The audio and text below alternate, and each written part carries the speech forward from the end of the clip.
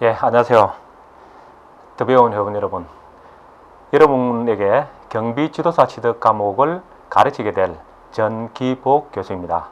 저는 대학과 대학원에서 법학과 민간경비원 직업활동이라는 과목을 공부하고 연구했습니다. 군복무 시절에는 육군종합행정학교에서 경호경비 과목을, 문경대학교에서는 법학개론과 기타 과목을 강의한 경력이 있습니다.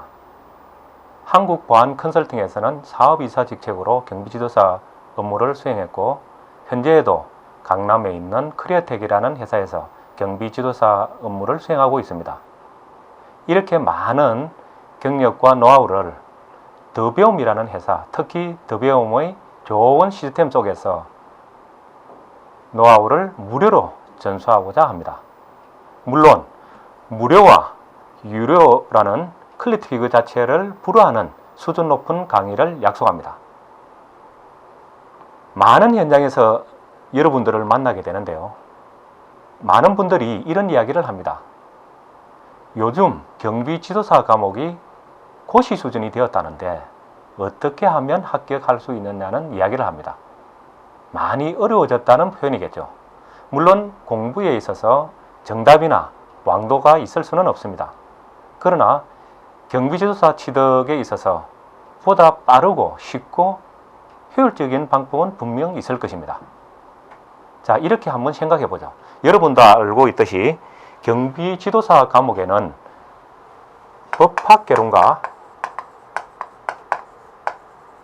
또 어떤 과목이 있죠? 민간경비론, 그리고 경비업법, 마지막으로 경호학이 있습니다.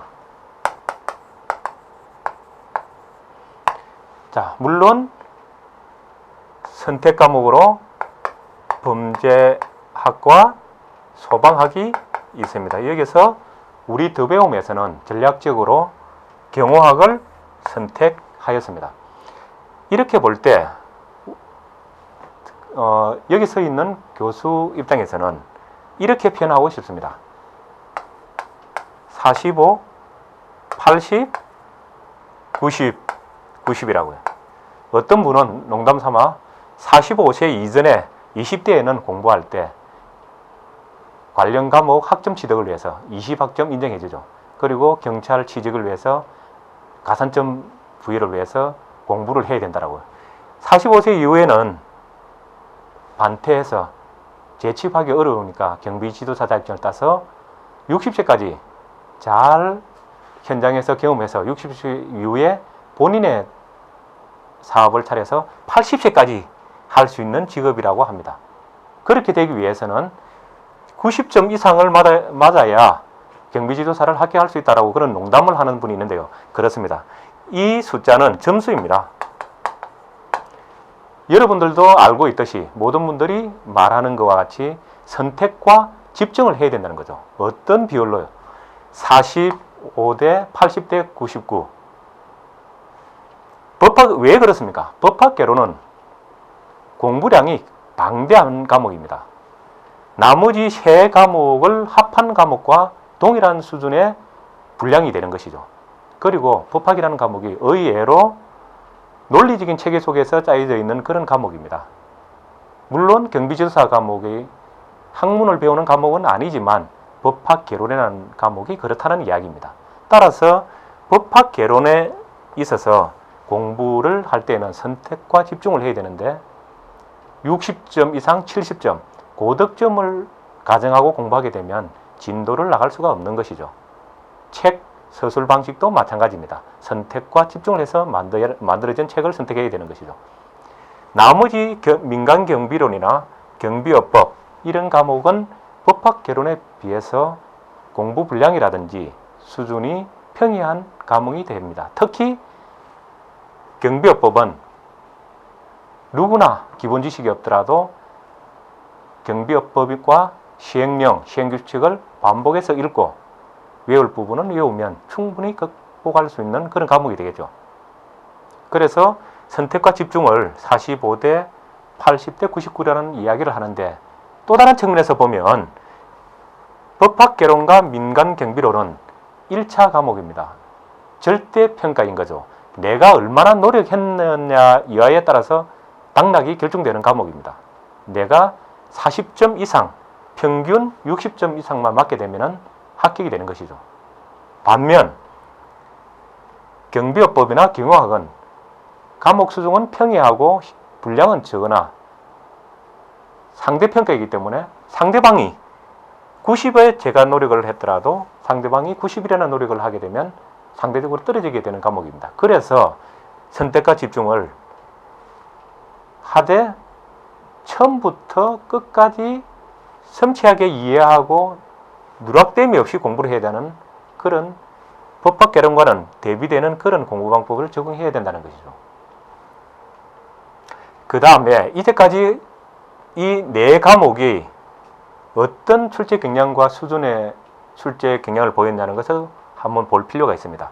1차 시험이 갖는 어려움이라는 것은 공부량이 의외로 방대하다는 그런 한계는 있지만 2명 중 1명은 합격하는 16회까지 합격자율을 보면 57% 전후가 됩니다. 2명 중 1명은 합격하는 거죠. 쉽게 합격할 수 있다는 이야기입니다. 반면 2차 과목인 경비업법과 경영학은 7% 안팎의 합격률을 보이고 있습니다. 그만큼 이 공부 과목의 상대적으로 쉽지만은 한 부분이라도 놓칠 수 없는, 놓쳐서는 안 되는 공부 방법을 적용해야 된다는 것이 되죠. 이 7%를 점수로 환산해 보면 89.75%라는 평균이 나옵니다.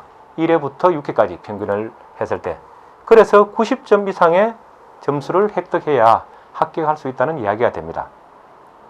그래서 90점이라는 고득점이 필요하다라고 말씀드릴 수 있습니다. 많은 분들이 그렇게 이야기합니다. 예, 교수님, 저도 선택과 집중을 해서 그렇게 하려고 생각하고 있습니다. 그렇게 할 것입니다라고 이야기합니다.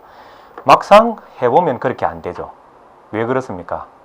공부의 틀과 도구인 교재가 그렇게 서술되어 있지 않기 때문인 것이죠. 여러분, 디딤돌과 걸림돌이라는 이야기가 있습니다. 더베움에서 만든 교재의 경우에는 문제형 주석을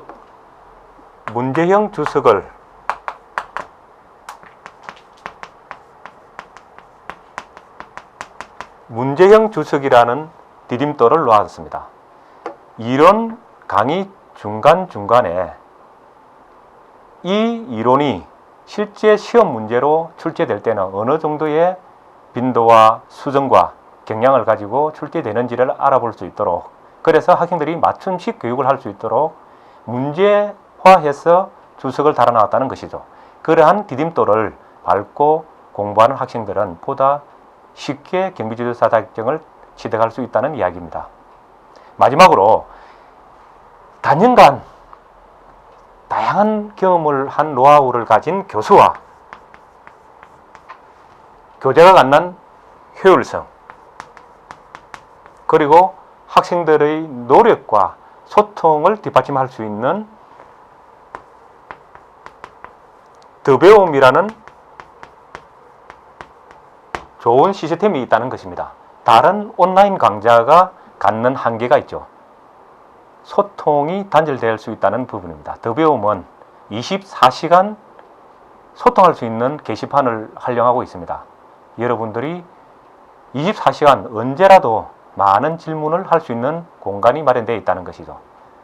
그러한 공간을 통해서 다양한 소통을 통해서 여러분들이 보다 더 쉽고 빠르고 재미있게 경비지도사 자격증을 딸 수 있도록 최선의 노력을 다하겠습니다. 예, 그럼 본 강의에서 뵙겠습니다.